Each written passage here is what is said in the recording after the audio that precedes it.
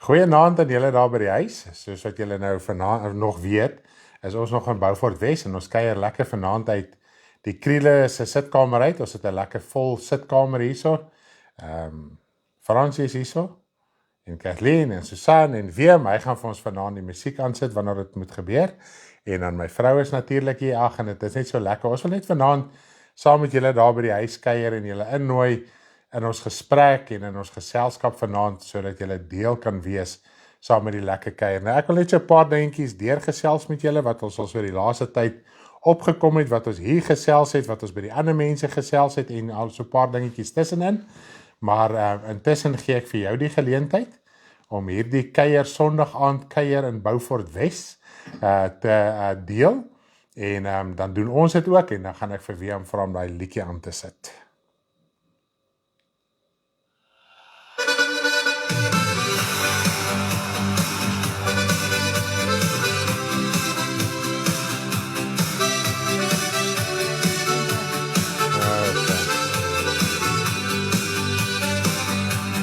Ek het bly kyk, totdat trone reg gesit is. 'n Oue vandag gaan sit het. Sy kleed was wit, soos sneeu, sy hare, soos skoon wol. 'n Stroom van vuur het voor hom uitgegaan. Miljoene het hom gedien. Sy troon was vuur vlamme, die wiele daar van 'n brandende vuur. 'n Stroom van vuur het gevloei en voor hom uitgegaan. 1000 maal, duisende het hom gedien. En 10.000 maal, 10.000e het voor hom gestaan.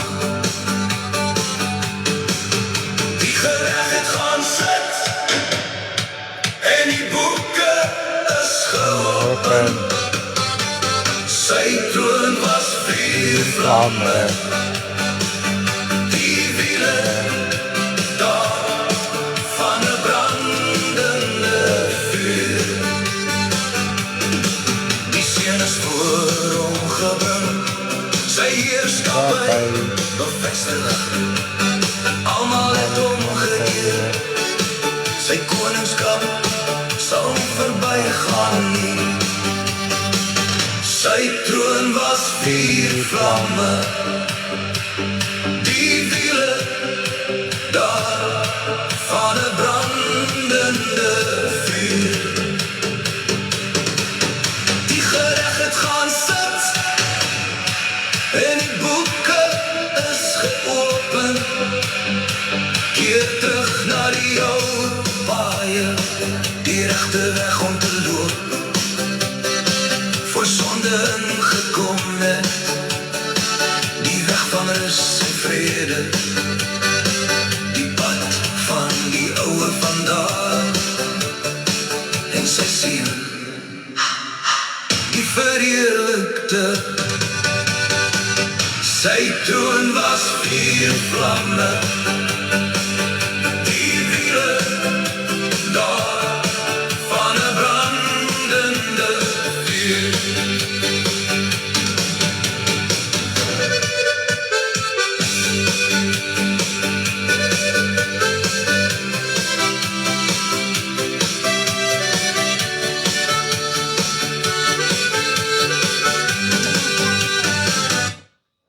Daar sê, goeienaand, kan jy nie sê hier nie. Wat kan jy kyk?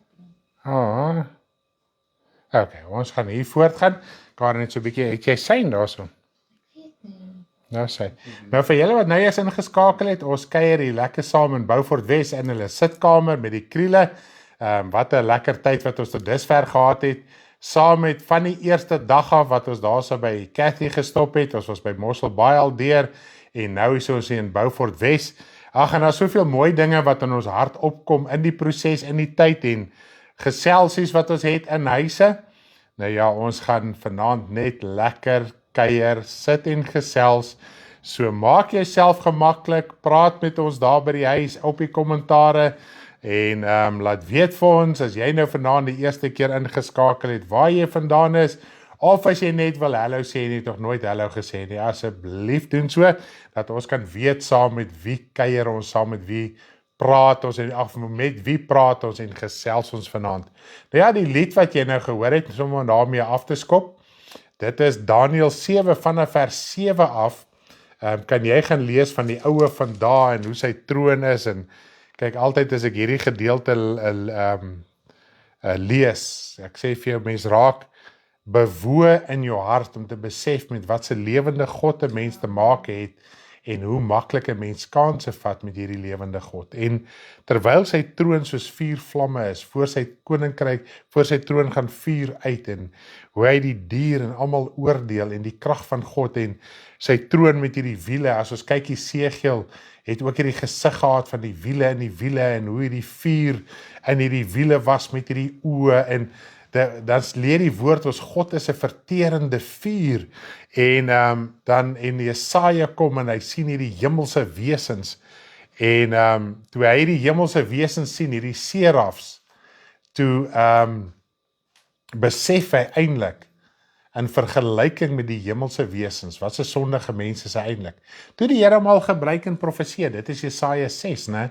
Toe die Here hom al klaar gebruik om sy woorde uit te dra, sy woord te spreek, maar toe hy in die teenwoordigheid, en ek meen, dit was 'n visioen, hy was nie eens fisies daar nie, toe hy eintlik sien wie is God en wat eintlik in die hemele aangaan, toe sê hy, Here, maar ek is 'n man onrein van lippe.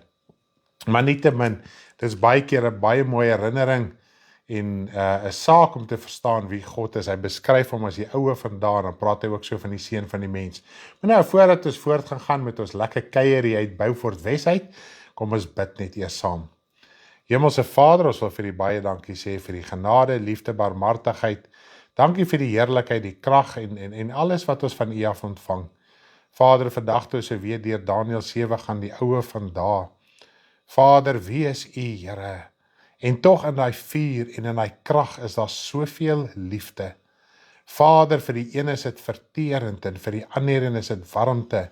Vir die een is dit verkoking van die siel en vir die ander is dit 'n vernietiging daarvan.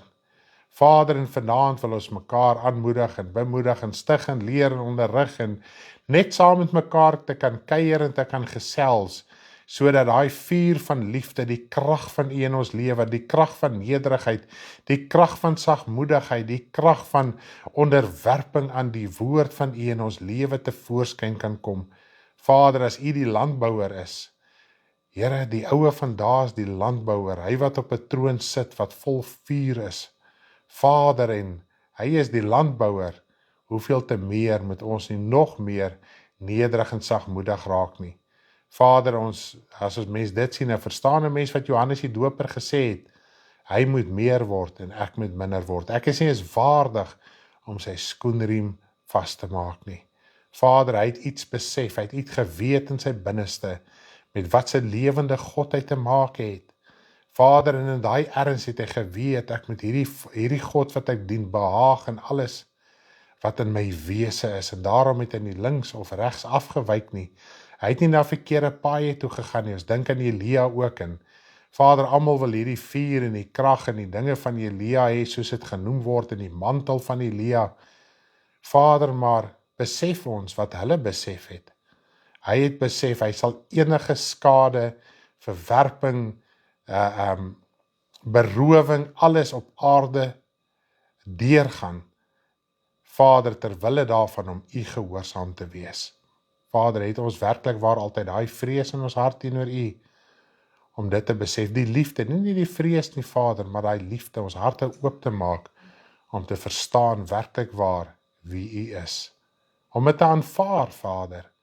En ons dankie vir die liefde wat vanaand in ons hart, Here, net gevestig kan word, vasgemaak kan word, Vader. Want die krag is liefde, die krag is sagmoedigheid, die krag is nederigheid. En ek dank U daarvoor, Vader, in Jesus se naam. Amen. Daar's hy, wat 'n heerlikheid. As ons so kyk, die God wat 'n verterende vuur is, dis liefde. Vir die een is dit verwoesting, maar vir die ander een is dit lewe. Ja, ons het nou so 'n paar lekker dingetjies gesels.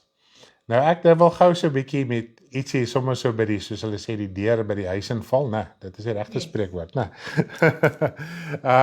En ons het sommer so gister so lekker om 'n koppie koffie gekuier en die het sommer nou so spontaan opgekom. En ek wil dit graag met u deel wat ons met mekaar gedeel en gepraat het. Ons praat toe sommer nou so oor die algemeen oor 'n mens se geestelike lewe en hoe ywerig 'n mens is en al die tipe van dinge. En ons kom op een gevolgtrekking af. En dit is dat die kern van 'n mens se geestelike gesukkel, as ou dit so kan stel, kom op een punt af en dit is luiheid, né? Geestelike luiheid. En dit is wat die Here Jesus vir die man met die een talent gesê het, jou slegte en lui diensknegt. Plaas jy net iets doen, maar hy het net niks gedoen nie. So baie keer is dit beter om iets te doen, al is dit die verkeerde ding, doen net iets. Dan kan God jou lei en rigting gee om die regte ding te doen, en dit is die amazing deel.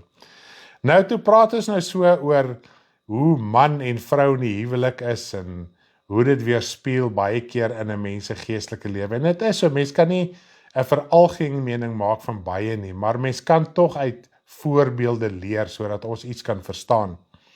Nou, wanneer 'n man en 'n vrou trou, dit is, ek praat van 'n normaliteit, nie mense wat in totale rebellie is as gevolg van seer en al die tipe van goed nie. 'n Normaliteit, enige man en vrou wat in 'n huwelik tree, maak nie saak in watse deel in die wêreld jy trou nie, en wat is jou kultuur en jou agtergrond nie.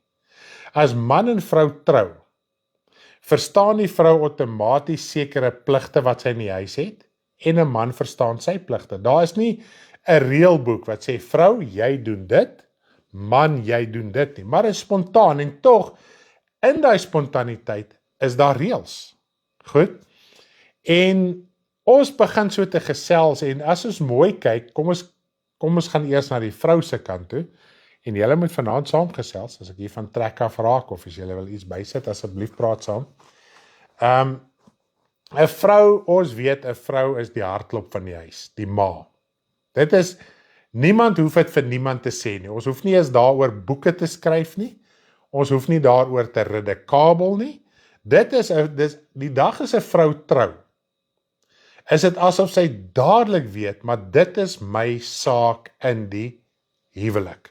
En natuurlik, die kinders wat voorkom, sy baar die kinders, so die hele proses om net 'n gesin aan die gang te kry. Die smarte, die pyn, die drama, as ek dit so kan stel, die vrou dra dit. Want die vrou moet die kind na vore bring, wat dit 'n gesin maak op die einde van die dag, en nuwe geslagte na vore bring. Natuurlik, die man het natuurlik sy aandeel ook, maar die grind, die drukking, die Bybel praat in Matteus 24, praat hy van die smarte wat op die aarde gaan kom. En weet jy wat is interessant? Daai smarte beteken letterlik geboortepyne. So die hele proses van 'n vrou, van bevrugting tot uiteindelik die kind na vore kom, en ook daarna, sy is eintlik in smarte, en dis wat die woord sê, as jy in die huwelik tree, dis 'n verdrukking vir die vlees. Want as jy nie in die huwelik is nie, kan jy God behaag. Ek kan onthou as jong man, voor ek my vrou ontmoet het, ek het tot 2 of 3 partykeer weksdae gelê en Bybel lees en bid. Jy het jou gekom en gegaan, nou is jy in die huwelik, nou verander prioriteite ewer skielik, want nou moet jy ook jou vrou behaag. Die kinders is op pad, jy moet na jou kinders omsien. So die tye wat jy op hand gehad het as enkel persoon, het jy nie meer nie. So nou moet jy vir jou 'n struktuur uitfigure, hoe gaan jy nog steeds ywerig die Here dien, jou vrou behaag en ook na omsien na jou kinders en tyd saam met jou kinders spandeer. Nou ons weet daai hele pakket, goed, rus baie op die vrou. Die versorging, dit is outomaties, as die kinders skool toe gaan, dis outomaties, die vrou pak die lunch, die ma, dis outomaties, dit hoef nie eens gedebatteer te word nie. En ons weet, en natuurlik, dis wat ek sê, daar is huisgesinne wat byvoorbeeld die vrou vroeër uit die huis gaan as die man, dan verander die rol vir daai oomblik. Maar tog in die verandering van daai rol, is daar 'n spontaniteit. Dis nie van, ek skuif net my plig af op die man nie. Die man sal sê, hoorie my vrou, ek het tyd op hande, ek is 'n uur na jou uit die huis uit, ek sal vir die kinders broodjies skool toe. Ons vat maar net 'n stupid voorbeeld. Of, as die man by die huis is, en die wasgoed is op die draad, en het begin te reën, sal hy die wasgoed gaan afval. Okay, so obviously mans wat dit glad nie gaan doen nie.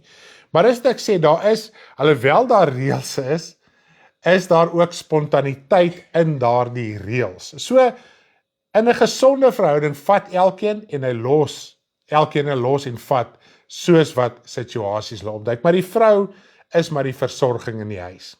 As daar nie kos is nie, ma, wat eet ons?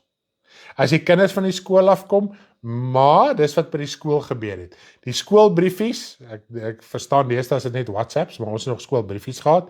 Waartoe gaan die briefie? Na ma toe. En dis nie asof die pa nou geaffronteer voel dat die kinders nou die ma nader nie, want dit is hoe dit is. Die man voel nie, ek word nou te nagekom, die kinders wil nie met my praat nie.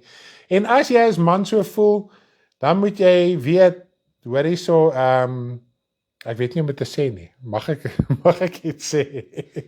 Moet ons maar ons hart uitsorteer. Okay, kom ons hou net daarby. Sorteer jou hart uit. Dalk het jy self nog bietjie as pa, as man, bietjie verwerping in daai opsig wat kom van klein kind af. Nou, in hierdie situasie, hierdie prentjie wat ek nou vir jou geskets het, wat gebeur nou? En nou wil ek oorgaan na die mans toe. Omdat in die natuur, die vleeslike natuur, dit so 'n normaliteit is, dat die vrou eintlik die bestuur van die huis behartig. En as 'n vrou nie daar is nie, en die rol word hoofsaaklik aan die man oorgelaat, die pa, is dit 'n koue huis, dis nie 'n warm huis nie, dis nie 'n lekker gesels kuierhuis nie, dis so 'n reëls en rigiede army manier van huishouding. En dit is waar man en vrou ook maar hulle verhouding met mekaar by mekaar hê, want obviously die kinders en almal gaan met hulle gesels, gaan met die ma gesels, wat hulle nie direk met die pa gesels nie, en dan die lewe gaan verby, en dan sal die ma al 3-4 dae later sê, maar dis wat met Boetie gebeur het, dis wat met Sissie gebeur het, ja, maar hoekom weet ek het nie, ja, sorry, dis die lewe, dis verbygaan, maar nou weet jy, ten minste weet jy nou, jy het nie geweet nie, maar ten minste weet jy nou, okay. Nou, omdat die vrou hierdie belangrike taak vervul binne in die gesin, is die man meer op die agtergrond. Kom ons sê vrou en man werk. Altyd kom by die huis, almal is moeg. Dis amper outomaties dat die vrou vir die man koffie sal maak. Nie die man vir die vrou nie. Okay? Baie keer sal die man sê, my vrou, vanaand maak ek sommer koffie vir jou, terwyl jy vir ons kossies maak. Goed. So ek dink ons kry die prentjie, en ek dink meeste gesinne wat gesond is verstaan wat ek vanaand vir julle vertel. Nou wat gebeur nou? Nou begin die man so op die vrou te steun, dat selfs geestelik begin daar 'n probleem te kom. Want die vrou neem die versorging, die kos is in die huis, kom ons sê die man is die primêre broodwinner, maak ook nie die saak nie, want deesdae is die rolle baie agterste voor, maar daar's kos in die huis, daar's vleis in die yskas, of wat hy weer die geval mag wees, die vrou moet net uitgaan en die kos gaan kry en dit gaan gaar maak. As hy dit nie doen nie, gaan 'n man voel, maar wat is die probleem hierso? Nou, geestelik, kom ons as mans ook baie keer op die punt van, ons verwag van die vrou om nog steeds geestelik ons ook te kom voed. Vleeslik verstaan 'n vrou haar plig, die ma verstaan haar plig. Sy doen haar plig, sy sorg en vind uit, hoor, is die wasgoed gewas, is die kinders se klere reg, skool, is die kos reg, sy sorg dat dit loop, sonder dat daar 'n wetboek is wat sê jy moet dit doen, want enige gesonde ma wil dit doen, want sy is lief vir haar kinders, sy is lief vir haar man. Nou, ons as mans kan so steun op ons vrou, dat ons geestelike verpligting op ons vrou afskuif. Dit is nou primêr die vrou se probleem. Nou praat ons van 'n vrou wat die Here dien. Sy met die versorging van die huis behartig, soos wat ons nou genoem het, sy kry nog tyd, in al daai harwar, kry sy nog tyd om tyd vir die Here te spandeer. En dis hoekom die Here sê, die vrou wat kindersbaar sal ook gered word, as sy bly in die geloof. Nie sy moet bly kindersbaar om gered te word, dus lees hy skrif verkeerd. So, die Here weet, die vrou, die ma, het meer pligte.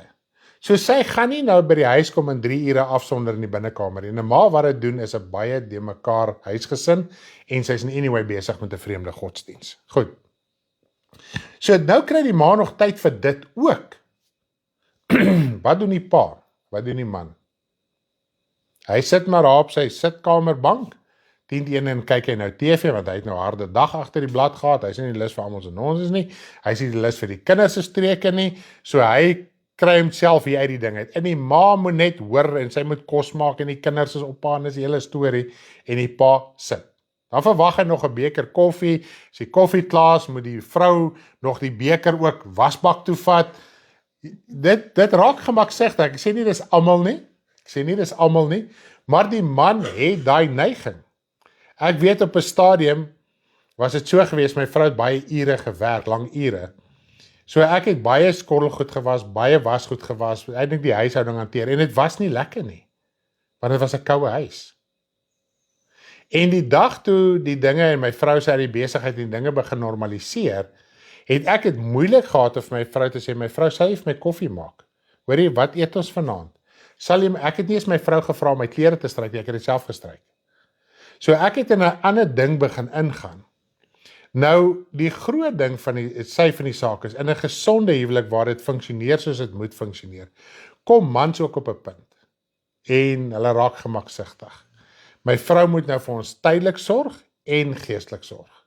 Nou, terwyl jy 'n vrou vasvat in die vlees, wat haar deel is, God weet is haar deel, God weet sy gaan minder tyd aan hom spandeer, maar tog knyp sy tyd af.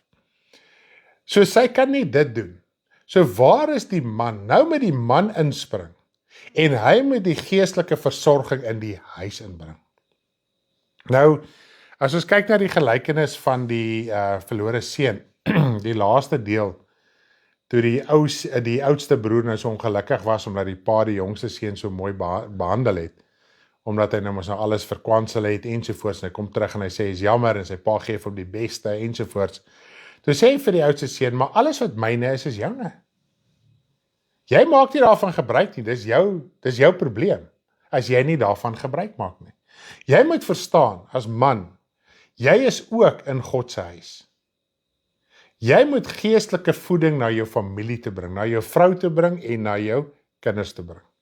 As jy by die huis kom en het nie nodig om ergens te help of uit te sorteer of wat ook al nie, in plaas om nou te sit en jou televisieprogram te kyk of whatever jy nou kyk op televisie of op social media, waarever ons kyk, dis nie altyd eens meer televisie nie, die meeste van die tyd is maar die selfoon. Vat jou selfoon en lees eerder 'n paar stukke uit die woord uit. Of lê net daarso en bid vir 5 en 10 minute. Praat net 'n bietjie met die Vader.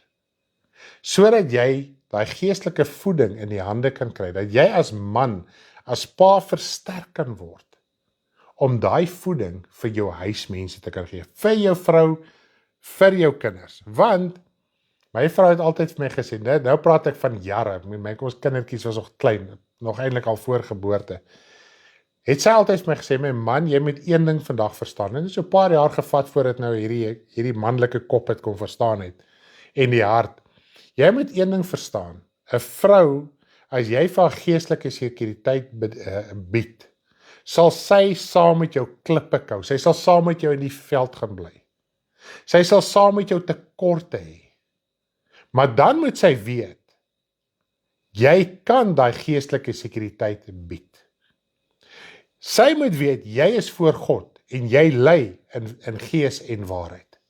Want haar gees, om die tyd wat sy aan die Here spandeer, is voor God. So haar gees, haar innerlike, kan ook onderskei, is hy nou besig om droog te maak, of waar is hy mee besig? Dit is waar baie keer onnodige fights rondom godsdiens in die huis ook kom, wanneer man en vrou die Here dien, is juist hierdie aspek. Want die man gee voor, hy is besig, maar hy is nie eintlik besig nie. Hulle praat mos nou van die sixth sense of the vrou, en dit is glad nie so nie. As jy 'n kind van die Here is, het jy die gees van die Here wat weet, hoor hierso, maar dinge is nie soos wat dit is. So kan jy so rely op jou man, geestelik, soos wat hy op jou rely, tydelik. En as jou vrou opslip ergens in die tydelike, dan kry sy dit van alle kante af. Goed? Hoe sê hulle, die ma moet alles doen, maar die ma kan niks reg doen nie.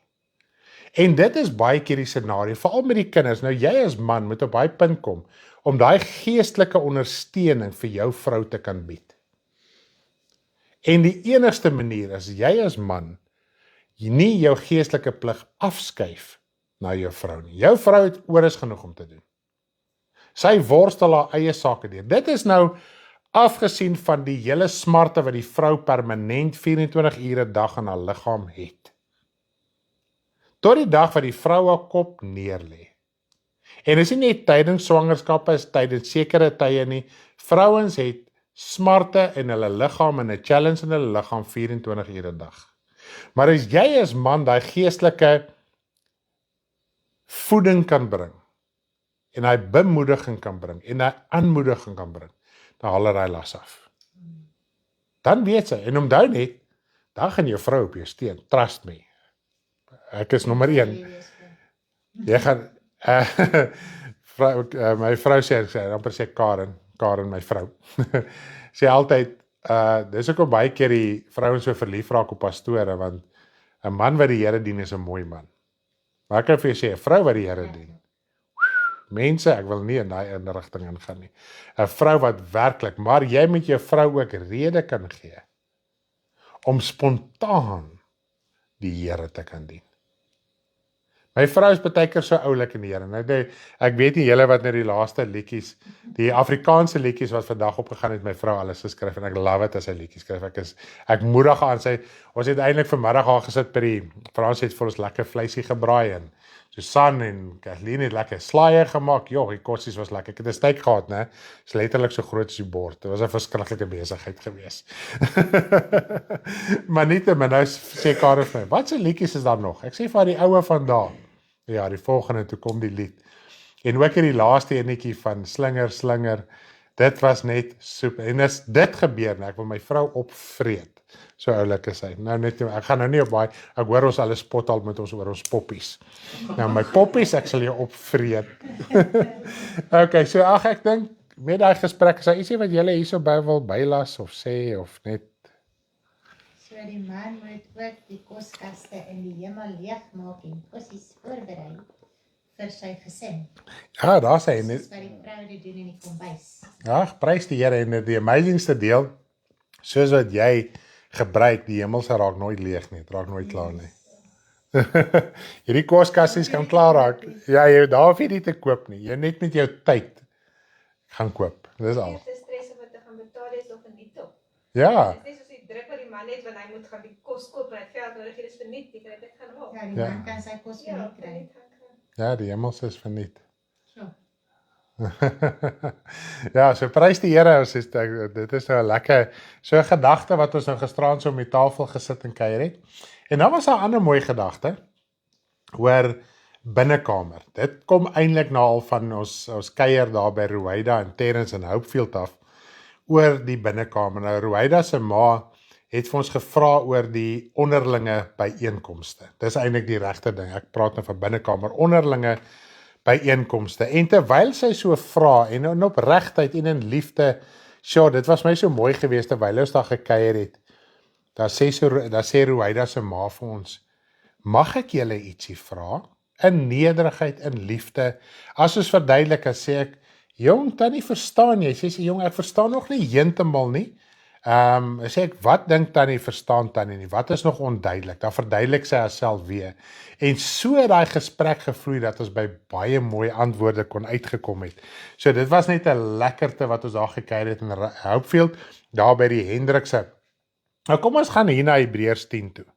Dis nou die gewilde skrif oor die onderlinge byeenkomste. Moenie die onderlinge byeenkomste versuim nie, want want sommige het die gewoonte om dit te doen, en ons moet nie daai gewoonte kweek nie. En ek gaan net die een vers lees, dan gaan ek so paar verse voor dit begin lees, sodat ons iets ook kan begryp rondom hierdie skrifgedeelte. Dis nou Hebreërs 10, vers 25, as ek dit reg het. Ja, kom ons lees net eers vers 25. Hebreërs 10 vers 25. En laat ons onderlinge byeenkoms nie versuim, so sommige die gewoonte het nie, maar laat ons mekaar vermaan, en dit des te meer, na mate julle die dag sien naderkom. Goed, so hierdie skrif is duidelik, dis ja en amen, dis presies waaroor dit gaan. Moenie die onderlinge byeenkomste versuim, so sommige die gewoonte het nie. Goed, nou, dit het my in die hart getref, en natuurlik gegeewe ons bediening, is hierdie vraag wat seker in elke liewe huisgesin is, en mense sal vir ons vra, okay, onderlinge byeenkomste, dan verduidelik ons vir hulle, dan kom ons volgende keer daar, onderlinge byeenkomste, dan verduidelik, dis asof die baie keer hierdie saak nie in ons hart wil vastslaan nie, en ek dink, die antwoord wat die Here vir ons gelei het, en uitgesorteer het, dink ek kan vir u antwoorde gee. Nou, ek wil net gou vinnig nog 'n skrif net so uit my kop uit noem, waar die Here Jesus praat van gaan in jou binnekamer. Goed, gaan in jou binnekamer, sluit die deur, praat met jou Vader wat in die verborgen is, en jou Vader wat in die verborgen is, sal jy nie openbaar vergelde. Goed, nou kom ons by 'n ander skrif, in Hebreërs 12, en dit is mos 'n baie gewilde skrif, ek dink in die bediening ken ons hom al uit ons kop uit, maar al lees ons hierdie skrif, maak dit nog steeds, en dit is wat gebeur het daar by Riboeidale, ons lees die skrif en die tannie sê, nee, ek verstaan nog nie, sê ek, okay, kom ons try nog 'n keer, okay, so kom ons lees ook maar die skrif in Hebreërs 12, en ek gaan lees vanaf vers 18 af,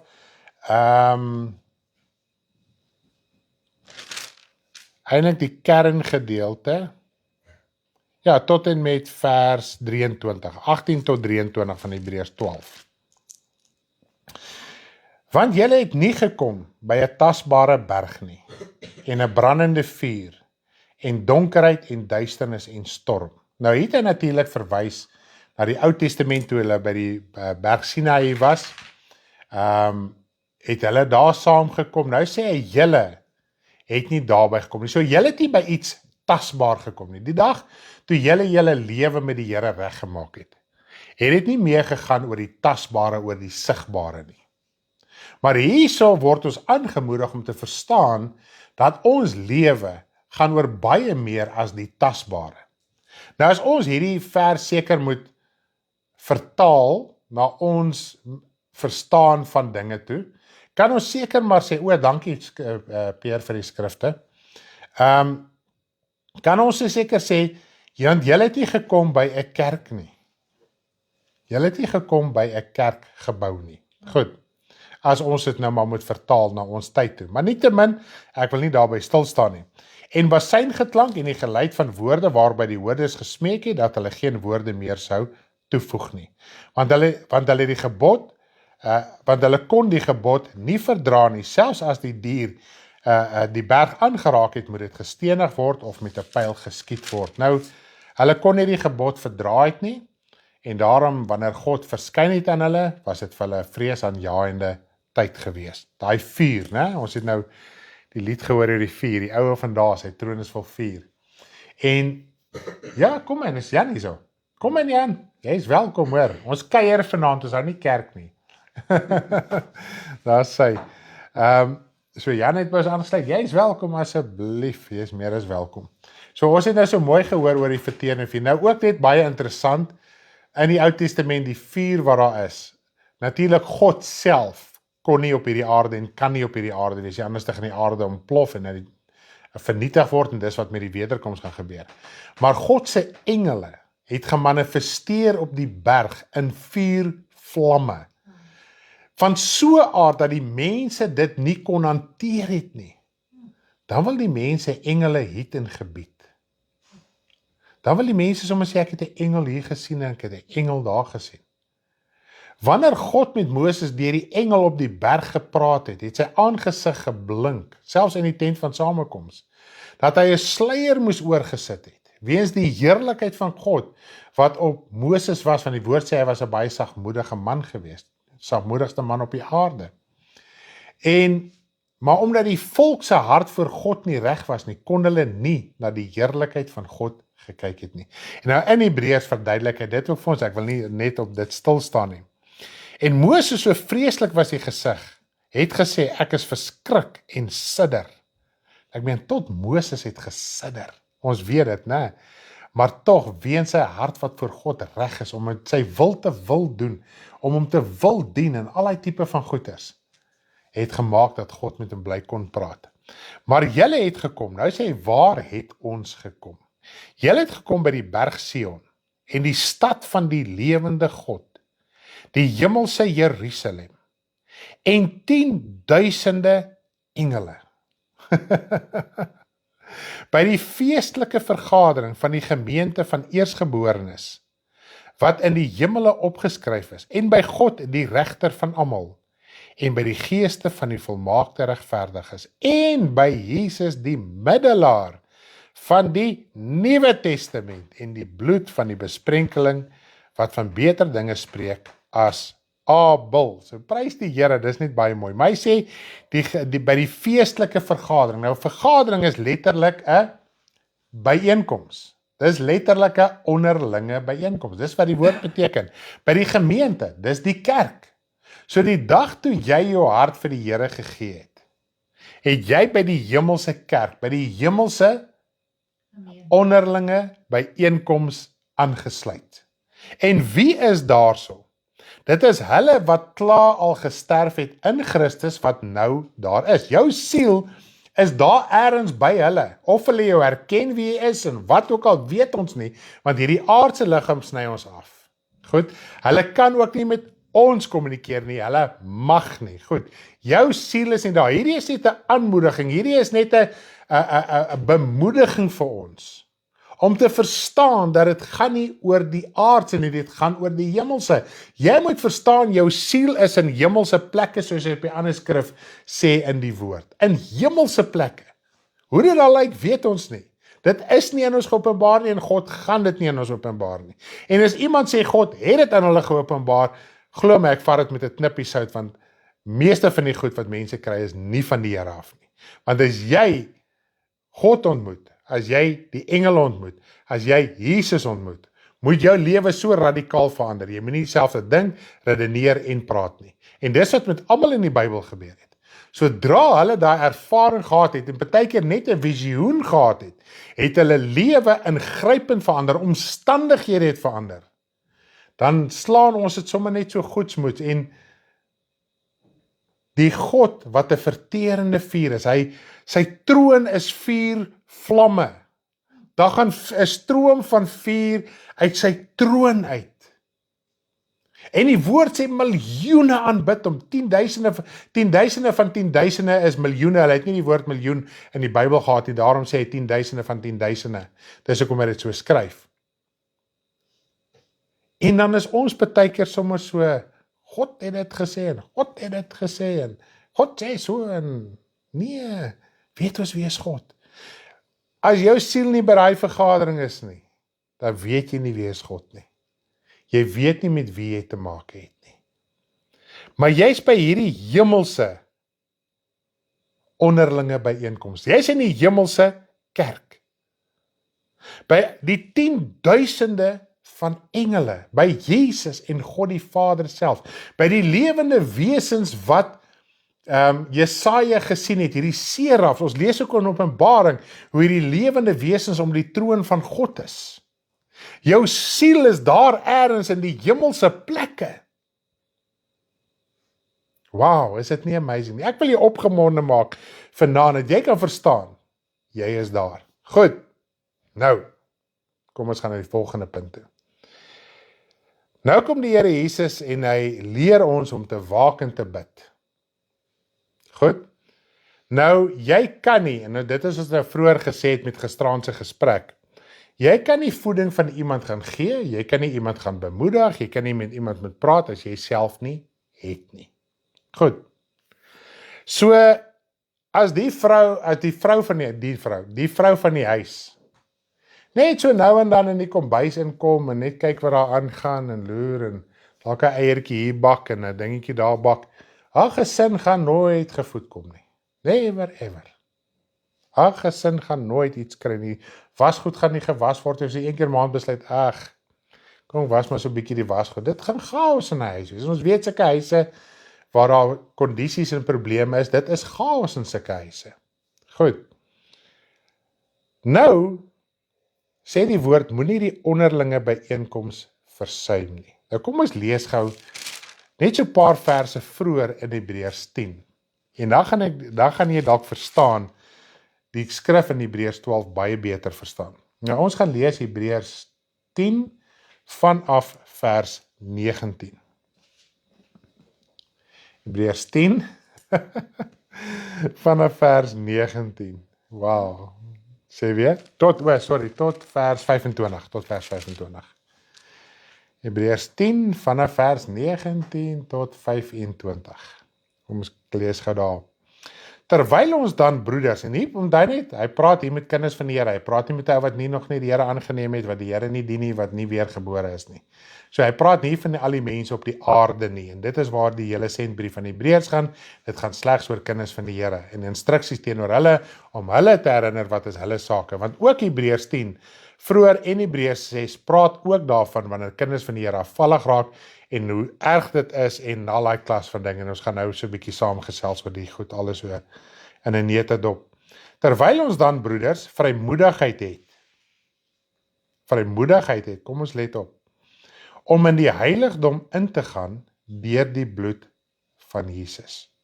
Op die nuwe en lewende weg, wat hy vir ons ingewy het, deur die voorhangsel, heen dit is sy vlees, en ons 'n groot priester oor die huis van God het. Nou, as die ma onvrymoedig is om in die huis in te gaan, wat gaan gebeur? Die huis val uit mekaar uit.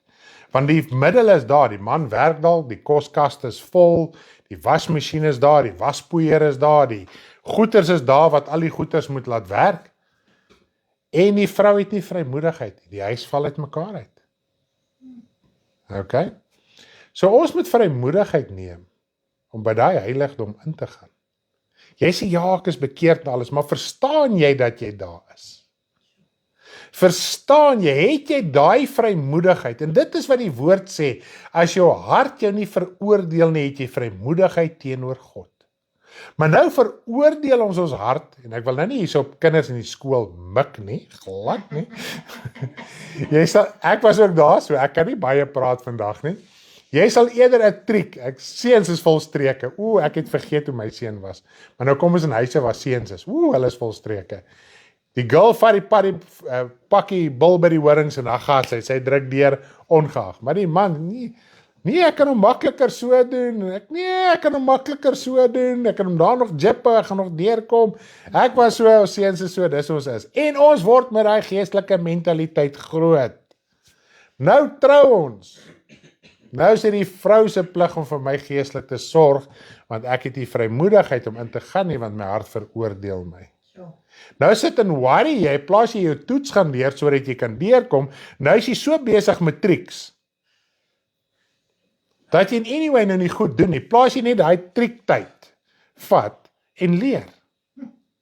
Ok, ek was ook daar, huiswerk doen, nee, is nie nodig vir die huiswerk, jy het gesê volgende week, maar doen dit nou, jy het mos nou gekry, nee, eers volgende week.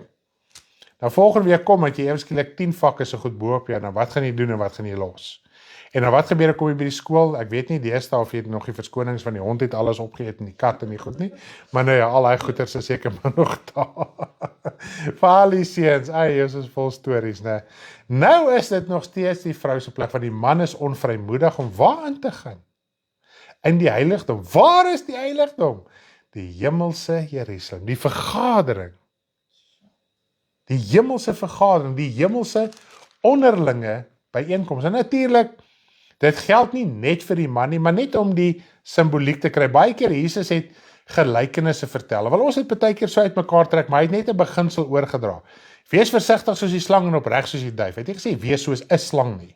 Hy haal 'n eienskap uit. So kom ons leer net uit die simboliek uit. Ons moenie soos 'n slang wees nie. Laat ons toetree met 'n waaragtige hart. In volle geloofsekerheid. Die harte deur besprenkeling gereinig van 'n slegte gewete en die liggaam gewas met rein water. Wat is die rein water? Dis die woord. Man, het jy al tyd vir God spandeer en vrou, maar omdat ek 'n man is, wil ek so 'n bietjie hamer op die mans. Hoeveel tyd spandeer jy vir God, dat jou gewete gereinig kan word? Besprenkel met, hoe word jou hart besprenkel en gereinig met die bloed van Jesus? Wanneer dinge pla, hinder, skeefloop, sonde, ongeregtigheid, jy bely dit. Dan die bloed van Jesus reinig jou siel. Nou gewas met rein water, wat is die rein water? Dis die woord van God. Wat jy mee gemeenskap moet hê, wat jy moet lees, wat jy moet bestudeer, sodat jou denke kan verander van ou idees na die idee wat in God se woord opgeteken is. So wanneer jy jou sonde bely, dan reinig die bloed van Jesus jou. Wanneer jy deel raak van die woord, en jy, omdat net as jy 'n sonde bely, pas jy die woord toe. En in dieselfde proses, kom die woord en hy reinig jou ook, sodat jy vrymoedigheid kan hê om die troon van, want wat reinig hy jou? Hy reinig jou van daai trots, daai geaardheid, daai manier, daai denke van jou. Die bloed van Jesus was die sonde weg, die fisiese sonde wat jy bely. Dit was dit weg. Maar die woord met hierdie denkmanier, die verskonings. Hoeveel verskonings het ons? Ek het nie tyd nie. Ek is moeg. Ek met dit. En daar gaan daar wees wat jy geen tyd gaan hê nie. Ek stem met jou 100% saam. Maar wat van die dae wat jy wel tyd het? As jy nou so in die gewoonte om nie tyd te hê nie, dat dit die vrou se plig is om jou geestelike voeding te kom gee. Goed. Laat ons die belydenis van die hoop onwankelbaar vashou, want hy wat dit beloof het, is getrou. En laat ons op mekaar ag gee, om tot liefde en goeie werke aan te spoor. Hy sê, laat ons op mekaar ag gee. Om mekaar in liefde tot goeie werke aan te spoor. Nou as jy as man nie voor die Here is nie, dan het jou heel eerste gemeente is wie? Jou huisgesin, jou vrou en jou kinders.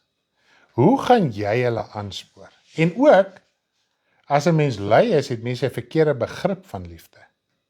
En 'n mens moet daai begrip regkry, en jy kan dit slegs regkry wanneer jou gewete gereinig is deur die woord, want jy moet in die woord verstaan, wat is ware liefde? Wat is goeie werke, werklik volgens die skrif? Nou dis die man, en dis hoekom die woord sê, die vrou moet by die huis geleer word deur 'n man, maar as die man nie op die plek is waar hy is nie, waar moet sy geleer word? Dan gaan sy natuurlik gaan na iemand toe, by wie sy dink, hoor hierso, hierdie is die regte lering vir my. En dan raak die man partykeer ook nog opstandig en kwaad, ja, my vrou loop na agter die prediker aan, dan loop sy agter daai prediker aan, maar waar is jy om jou vrou rigting te gee en leiding te gee? Jou vrou is dalk vandag in 'n vrees en in 'n benoudheid. Hoor hierso, as ek die besluit gaan verder neem, gaan ons dalk in 'n verkeerde ding ingaan. Maar waar is jy as man om daai standvastigheid te behou? Om die vrou eintlik aan te moedig. As die vrou moedeloos raak, maar nou verwag jy aanmoediging primêr net uit die vrou uit. My vrou moedig my ook aan en ek moedig haar ook aan. Dis nie net 'n one-way street nie, maar dit begin by die man. Goed. En laat ons laat ons onderling byeenkoms nie versuim so sommige die gewoonte het nie. Maar laat ons by mekaar vermaan en des te meer na mate julle die dag sien naderkom. So hier praat hy, soos wat ons sien, die dag kom nader, die wederkoms, en natuurlik die einde van jou lewe ook, moet jy al hoe meer erns maak met jou geestelike lewe, dat jy nie wegval nie. So wat gebeur nou? Ons versuim, nommer 1, ons verpligting in ons hemelse kerk, in ons hemelse byeenkoms. Ons kom nie daar byeen nie. As jy nie daar byeenkom nie, wat soek jy in 'n gebou? Wat soek jy daar? Social, vlees, wêreld, praatjies, wat soek ons daar? So ons versuim ons geestelike onderlinge byeenkomste. Dis wat ons versuim. Nou wil ons redekabel oor die fisiese. Kom eers by die geestelike uit. Wanneer jy voor God is, wanneer jy hom soek, wanneer jy bid, wanneer jy die woord lees, dan is jy by die hemelse onderlinge byeenkomste in kerk. Jou siel is daar. Jy moet die voeding gaan kry. Die vrou kan in die huis bly, en die kombuis vir my, en die wasmasjien vir my. Dit is in die huis. Maar as hy heel dag net op haar foon gaan sit en nie oor haar kinders en haar gesin worry nie, val die huis uit mekaar. Die middele is daar. Ons is in die huis, maar ons versuim om voor God te kom om geestelike voeding te kry. Dis eintlik al wat dit sê. Daar's nie 'n fisiese kerk in die hemel en dan gaan jy in die kerk en kom jy uit die kerk uit nie. Die hemele, die woord sê, die hemele is God se troon. Dit gaan oor meer as net 'n stoel. Die hemele is God se troon. Dis sy plek van heerskappy, dis sy krag, dis sy heerlikheid, dis sy majesteit. Nou kom ons geestelike onderlinge byeenkomste, kom ons dit nie na nie, ons versuim dit, dan wil ons nou huil oor 'n fisiese. Kom eers jou geestelike na, kom eers daarby uit, en leef dit wat jy kan leef in jou huis en in jou omgewing. En in dit alles, in ons bediening self ook, kan ons so geestelik opstaan. En ons het nou met die gawes les gepraat, hoe en wat en al hierdie tipe van goed. Ons kan so geestelik opstaan, dat ons 'n bemoediging vir die broeders kan wees, sonder om fisies in sy huis in te stap. Nou ons het met die gawes les en Bybel sê dit lekker deurgepraat, hoe mense dit kan doen, wat is die pad, hoe jy jou hart moet oopmaak, en ook die groot ding, wat ek besef, die grootste probleem, en dis ook een van die dinge waar ons oor gepraat het, is sagmoedigheid en nederigheid. Dis 'n groot krisis. Ons maak die evangelie iets wat dit nie is nie. Ons maak dit hard, ons maak dit eie sinnig, ons maak dit ons eie opinie, ons maak dit ons eie idee, sonder om te verstaan wat die woord sê. En as iemand ons kom leiding gee oor wat die woord sê, is ons hart nog steeds opstandig teenoor dit.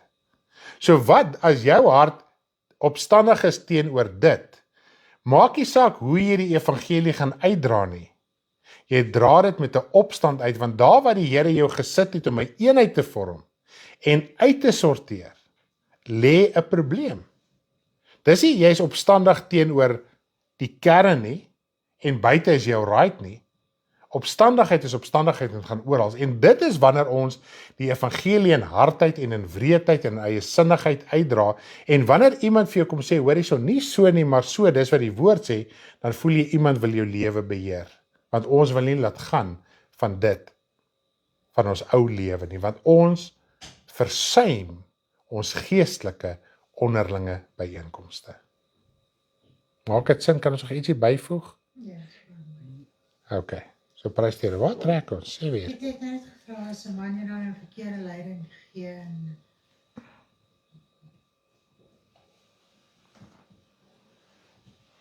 Die groot ding is as die man verkeerde, dit is soos man en vrou. Daar's baie keer die vrou wat nie die regte ding is en die man is verkeerd en die man is nie die regte ding en die vrou is verkeerd. Jy moet jou saak voor God uitmaak en jy moet staan vir dit wat waar en reg is. En dit agter die man gaan as hy verkeerd is. ja, jy kan nie agter hom aan gaan na sy kerk toe gaan nie. Goed? Maar dis wat die woord sê, in die huis moet jy nog steeds sy onderdanigheid, sy liefde en sy sagmoedigheid betoon en uitleef. Hy sê as jy bereid is om saam met die ongelowige, ou wat in verkeerde geloof is so goed soos 'n ongelowige. As jy bereid is om in 'n huwelik te bly, moet jy volgens die huweliksvoorwaarde in die woord leef, want jy dien die Here.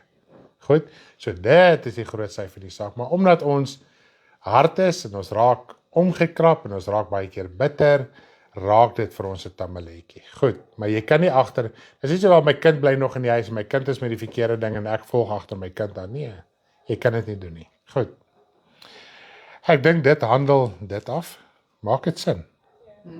So dis die geestelike onderlinge byeenkomste wat ons versuim. As ons dit werklik, en ook as jy dit nakom en jy spandeer tyd voor God, gaan jy in elk geval nie baie worry oor baie dinge, want dan gaan jy geestelik dinge verstaan wat werklik sin maak.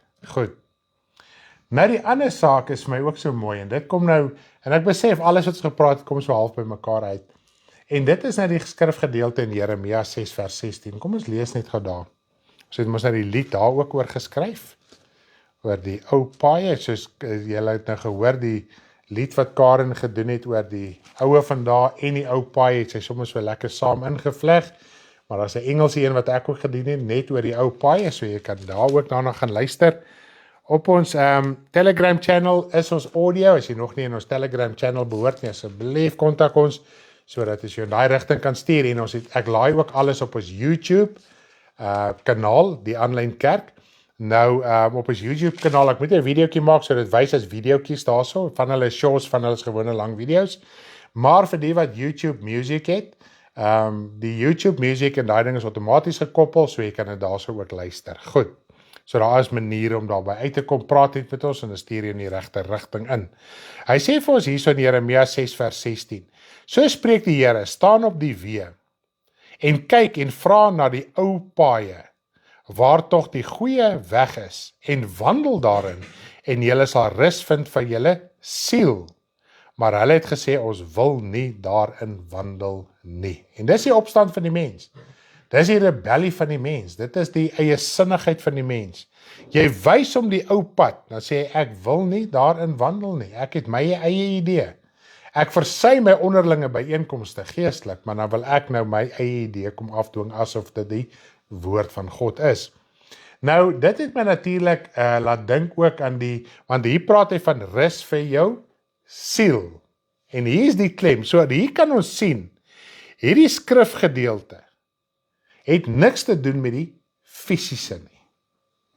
So wat is dan die ou paai? Want onmiddellik as jy natuurlik hier gaan lees, Jeremia het gelewe in die tyd toe die eerste ballinge al begin weggevoer word. God se toorn was openbaar teenoor Israel, omdat hulle soveel afgode gedien het, hulle rug teen die Here gedraai het, ensovoorts.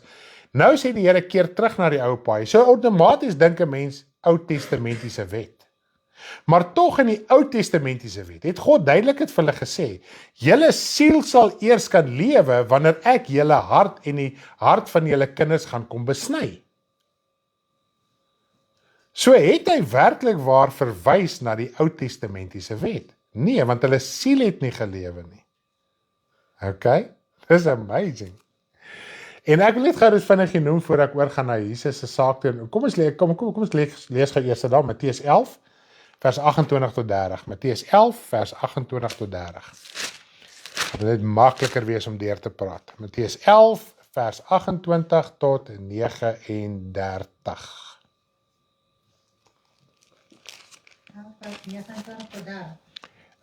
28 tot 30. Matteus 11, 28 tot 30.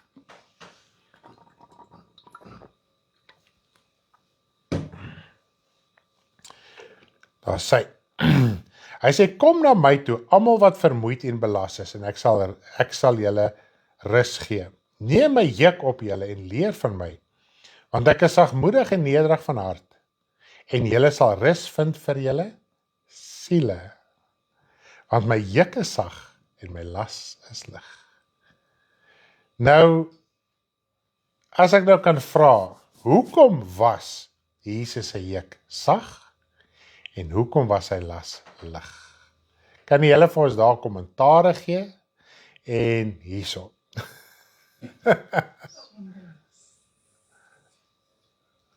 Okay. Jy kan dit dik. Jy kan dit dik. Wat dan die hemelse vergadering was. Hy het sy tyd daarop gespandeer. Sy onderlingse byeenkomste by. Sondeloos. Wat maak ons vermoeid en belas? Sonde. Ongeregtigheid. Dit bring daai juk op ons, dit bring daai las op ons, want wat gebeur nou? As jy met sonde bevang is jy onvrymoedig om in die hemelse byeenkoms in te gaan. Jy is onvrymoedig, maar nou sê die Vader vir hy, kom na my toe, as jy vermoeid en belas is. Nou lees ons hier by Jesus, hy is die middelaar, God skenk hy was nederig, sonde, ja, sonde is die groot ding. Nou sien ons, die Vader verwyder daai las van sonde en ongeregtigheid deur Jesus Christus. Daarom sê hy, as julle na my toe kom, sal ek rus gee vir julle siele. Ons weet uit die hele konteks van die woord uit, dat die Vader, Jesus doen alles wat die wil van die Vader is. Hy doen niks buite die wil van die Vader nie. So alles wat hy doen, alles wat hy sê, is die wil van die Vader in elke opsig. Goed. En hy het ook gesê, wanneer hy sal die Heilige Gees van die Vader bid, en ek sal dit vir julle gee. So die Vader gee tot die Heilige Gees, vergifnis, verlossing, alles deur Jesus. So ons mag Jesus daarvoor vereer, dat die Vader deur hom al hierdie verlossing ensovoorts bring. So deur Jesus kry ons rus vir ons siele. Nou moet ons by Jesus leer. Jesus was totaal sondeloos. Hy was nie begeerig na die wêreld nie. Kom ons sê, jy doen nou nie die groot sondes wat in die klok gehang word nie. Hoe begeerig is ons baie keer na die wêreld? Dit maak ons onrustig. Hy sê in Jakobus 4 so mooi. Hy sê, waarom is daar vegtery en oorlog tussen julle? Hy sê, omdat julle nie bid nie. Julle bid nie en verkry nie. So as jy nie bid nie, gaan jy nie verkry nie. As jy nie jou sondes gaan bely nie, gaan jy nie vergifnis verkry nie. Dis die enigste manier om van sondes ontslae te raak. Dis skriftuurlik. So as jy nie jou sondes gaan bely nie, gaan jy nie vergifnis verkry nie. Nou sê jy, julle bid, om dit wat julle bid in julle welliste deur te bring, met ander woorde in julle wêreldse gierige lewe deur te bring. Nou sê hy, dit veroorsaak oorlog en vegterye. Die een groep bid, maar hulle bid vir die verkeerde rede, en die ander groep bid glad nie. Nou die wat nie bid nie, is ongelukkig en omgekrap, en die las is op hulle, en is irritasies en allerlei dinge. Hy sê net so mooi oorlog en vegterye. En die ander ouens is so besig, en dan ook in hulle gebedslewe, veg hulle die Here, om die Here te forceer om hulle aardse begeertes vir hulle te volbring. Nou as jy in Jakobus 4 gaan lees, dan sê hy ook daarso, God is nie 'n vriend van die wêreld nie. As ons 'n vriend van die wêreld wil wees, word ons 'n vyand van God. So ons wil die evangelie gebruik om vriendskap met die wêreld te kweek. En dit bring 'n las. Nou kom ons gaan terug na Jesus toe. Jesus het nie vriendskap gehad met die wêreld nie. Hy was nie besig met die sonde nie. Hy was nie besig met gierigheid nie. Hy het dit so radikaal kom demonstreer, dat hy die geldbeers vir Judas Iskariot kon gee, die skelm wat die geld gesteel het, en hy Judas Iskariot nooit vermaan nie. Hy was nooit bitter teenoor Judas Iskariot nie. Hy was nooit omgekrap teenoor Judas Iskariot nie. Want sou hy bitter gewees het en omgekrap teenoor Judas Iskariot, wat die geld gesteel het, sou Jesus nooit die duiwel kon oorwin het nie, want geld is mammon, dit beteken Jesus sou onder mammon geswik het. So Jesus het duidelik kom demonstreer, waar lê ons probleem? Hoe hy kom oorwin het. Nou sê hy, ons moet by hom kom leer. Maar nou lees ons die skrif en dan sê ons, nee, ek dink nie dis wat dit eintlik bedoel nie. Want ons moet nou maar lewe en eet, jong. Jy weet mos nou, hoe werk dit? Jesus moes ook lewe en eet. Het hy dit as 'n verskoning gebruik? Inteendeel, hy sê, as julle na hierdie dinge soek, as julle julleself vermoeid maak, en julle maak dit die kern van julle lewe, die heidene, die wêreldse mense doen presies dit. Dis hoekom jy 'n wêreldse persoon is, want jy moet survive op hierdie wêreld. Jy moet survive op hierdie aarde. Dis alwaar die lewe vir jou gaan. Want jy het nie 'n ewige lewe nie, so dit dinge moet vir jou hier uitwerk. En nou sê hy vir ons ook, as jy is kind van die Here, op die Here hoop, net vir hierdie lewe, is jy die ellendigste van alle mense. Jy is selfs ellendiger as die sondaar, as jy as kind van die Here die evangelie, gebed ensovoorts wil gebruik, om hier 'n bestaan en sukses te bereik.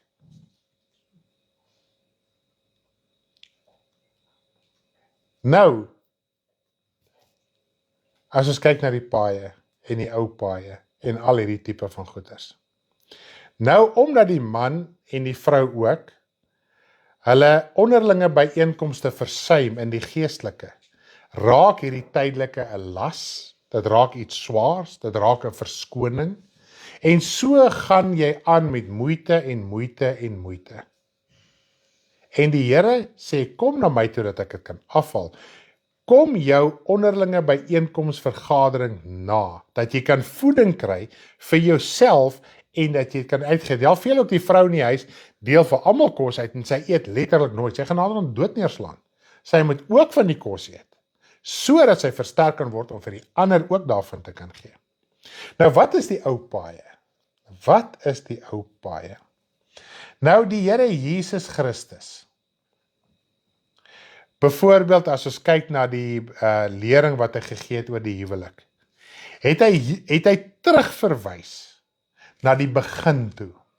En die dag toe ek dit geklik het, dit is waar ek die heel eerste Bybelstudie begin het oor herontdek die skatte van die Bybel.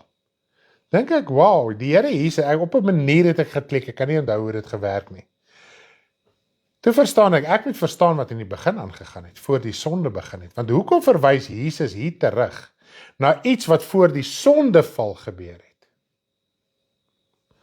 Nou, toe God vir Adam en Eva gemaak het hulle naak gemaak, soos hulle skoon, rein, hulle is 'n nuwe skepping. Hulle is 'n nuwe skepping. So hulle was nuut gewees, sonder sonde, sonder ongeregtigheid. En die woord sê ook so vir ons mooi, Jesus was die eersteling van God se weë. So voordat daar sonde ooit in die wêreld ingekom het,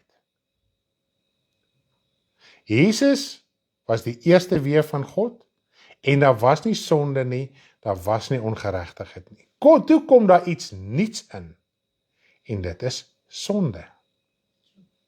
So die nuwe pad in hierdie konteks is sonde. Want Jesus sê, kom na my toe, en ek sal rus gee vir julle siele. Adam en Eva was in rus. Voor die sonde gekom het, was God in rus. Jesus het ons kom leer dat die Vader werk tot nou toe nog. So toe die sonde inkom, is die Vader begin saam met Jesus werk en die engele om die mense siel los te kry van die sonde, want toe kom hulle op hierdie nuwe pad. Toe is hulle nie besig met die ou pad van heiligheid, geregtigheid ensovoorts nie. En hier is vir my baie mooi skrif, terwyl ons nog in Jeremia is. Jeremia 18. Kom ons lees gou daar. Jeremia 18. Jeremia 18 vers 15. Jeremia 18 vers 15. Hier is natuurlik 'n hele saak oor hoe die Here hulle vermaan oor hulle ongeregtigheid ensovoorts, maar ek wil net hierdie een vers lees. Jeremia 18 vers 15. Nogtans het my volk my vergeet. Hulle het rook laat opgaan vir nietige afgode. Die het hulle laat struikel op hulle weë, op die ou paaie, om te loop op sy paaie en ongemaakte pad. So wat se pad is ons mee besig? Is ons besig met die ou pad van heiligheid, reinheid, want dis die oue van daar. Dis nie die nuwe van daar nie. Dis die oue van daar. Die oue van daar het die ou pad gemaak, het die ou weë gemaak. Hy het die ou heiligheid gemaak. Wat tot vandag toe nog relevant is, want die woord sê, God verander nie, sy heiligheid verander nie, sy idee oor sonde, ongeregtigheid en daai dinge verander nie, dit het nog nooit verander nie. Maar die mens is besig met sy paaie en ongemaakte paaie, hy is besig met sy eie pad, hy is besig met 'n nuwe pad. Wat nie vir hom bedoel is nie, want daai pad lei na die verderf. Toe moes die Here Jesus Christus kom, om die voorhangsel te skeer, om vir ons die weg, die pad, die hindernis, die skeiding, daai oop te breek en te verwyder, sodat ons kan verstaan, ons moet terugkeer na die ou paaie van heiligheid en reinheid. Nou sonde bring ons op verkeerde paaie, ongemaakte paaie. Die pad van sonde en die pad van ongeregtigheid. So daar wat die Here sê, as jy op die ou pad is, sal jy rus kry vir jou siel. Dis om die Here Jesus aan te neem. In sy teenwoordigheid. Soos wat hulle was, by die onderlinge byeenkoms, by die vergadering van hulle wat al reeds gesterf het, by die 10.000 van engele, by die Vader, by Jesus. Dis die ou pad, die oue van daar het daai pad neergelê. En Adam en Eva het daarvan afgewyk. So prys die Here, broers en susters. Ons het nou so lekker gekuier. Ek het net vanmiddag net so toevallig 'n mooi vers ook raak gelees in Filippense 2 vers 5. Filippense 2 vers 5, wat hy sê, hierdie gesindheid moet ook in julle wees wat in Christus Jesus was. En dit het my so mooi aangesluit, leer by my. Filippense 2 vers 5. Hierdie gesindheid, dit is die sondelose gesindheid. Die gesindheid wat nie terugbeklei nie, wat nie terugveg nie, wat nie verskoning soek nie, wat nie besig is met sy eie wee en eie paai nie. En sodra, wanneer jy op jou eie pad is, en jy is besig met sy paadjies, en iemand wat die pad stap, wil jou reghelp, raak jy kwaad, opstandig, rebels, en al die tipe van goeders. In plaas om te sê, Here, ek is hier met my eie pad besig. Ek wil nie verstaan nie, of ek kan nie verstaan nie, meeste van die tyd is, ek wil nie verstaan nie, hoekom nie, want ek wil nie my dinge laat gaan nie. Dit is maar al waar het gaan. Ek wil nie eintlik van hierdie las ontslaa raak nie. Want as ek by Jesus moet leer om van die las ontslaa te raak, om op hierdie ou pad te kom, dit is 'n groot verantwoordelikheid. So jy moet jou onderlinge byeenkomste nie versuim in die hemelse Jerusalem, in die heiligdom van God, daai heiligdom wat Jesus kom oopmaak het nie. Dan het jy vrymoedigheid, dan kan die woord jou reinig, sondebelydenis was daai bloed, die bloed van Jesus was daai sonde skoon, weg van jou, en dan kom die woord, het reinig jou binneste, so dat jy anders kan dink, dat jy anders te kan voel, dat jy anders te kan redeneer. Dis hoe jy gereinig word. Jy moet gereinig word van jou ou idees en denke, karakter, natuur, verskonings. Daar sê ek is klaar gekuier met julle. Ek weet nie of julle nog wil kuier nie. Almal sit hier doodstil gedink. Dis amazing. Nou ja, ons het 'n liedjie wat ons mee gaan afsluit. Dit is vir my net soos mind-blowing. Wat eintlik alles ook saamvat om nie heen en weer geslinger te word nie. Nou as jy 'n onderlinge byeenkoms geestelik nie versuim nie, gaan die golwe van verkeerde dinge ensovoorts jou nie heen en weer slinger nie. Nou ons gaan lekker na die liedjie luister en dan gaan ons afsluit. Dankie dat julle saam met ons gekuier het. Môre is Strijdendorp. Môre is Strijdendorp. Yes. Boksie. Wow, ja, wacht voor hy die liedjie speel. Is hy aan hierdie dingetjie? Hy's af. Okay, ons gaan nou die jukebox aansit. Hy check maar daar sê. Hier is 'n interessante ding vir julle wat ons nog gaan besoek.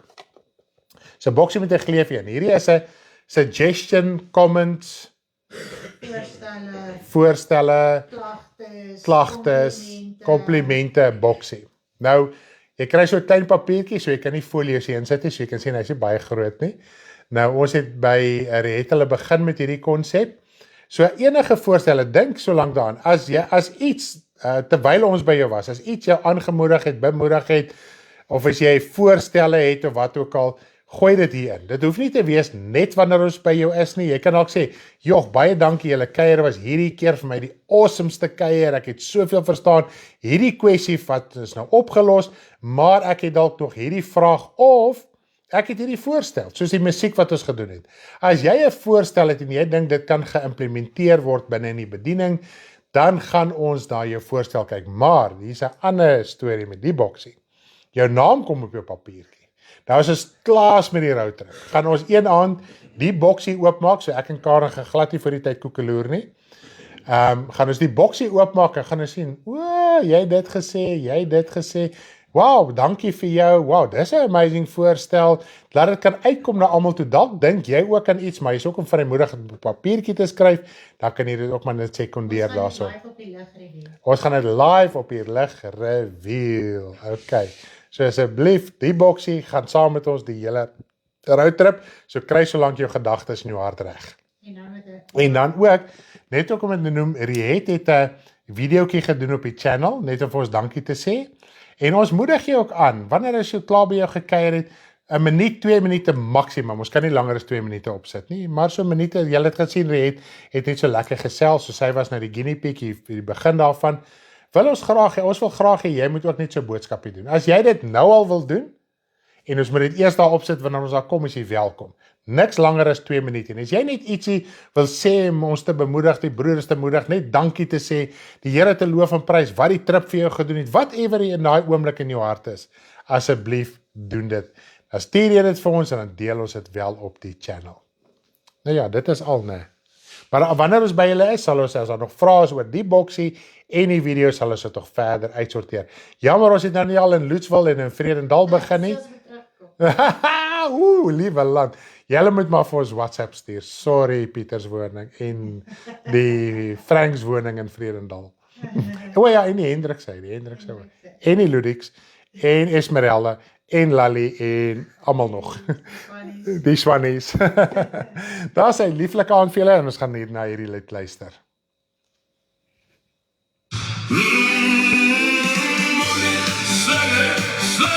Slange, deur die golwe van die see.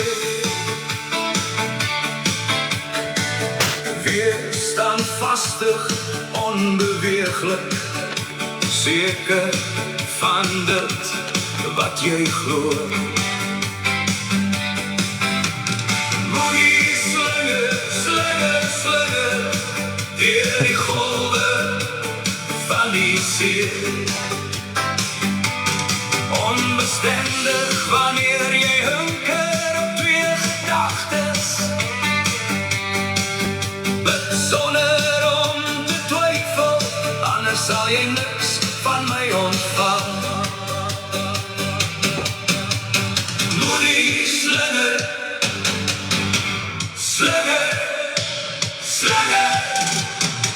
deur die golwe van die see.